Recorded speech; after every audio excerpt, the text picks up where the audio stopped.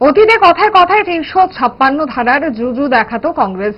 অন্যায়ভাবে প্রাদেশিক সরকার ভেঙে দেওয়ার মতো অন্যায় কাজ করে গেছে কংগ্রেস।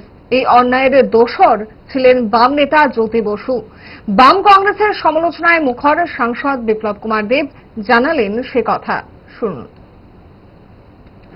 বিষয় নিয়ে ভারতীয় জনতা পার্টি তিন রাজ্যের মধ্যে রাষ্ট্রপতি শাসন জারি করার যে অন্যায়, ওই সময়ে কমিউনিস্ট তার ভাগিদার ছিল, আর তার প্রধান উপদেষ্টা ছিল স্বর্গীয় জ্যোতি বসু, যিনি কমিউনিস্টের তাওয়ার মুখ্যমন্ত্রী ছিলেন। এই হচ্ছে কমিউনিস্টের আসলি চেহারা।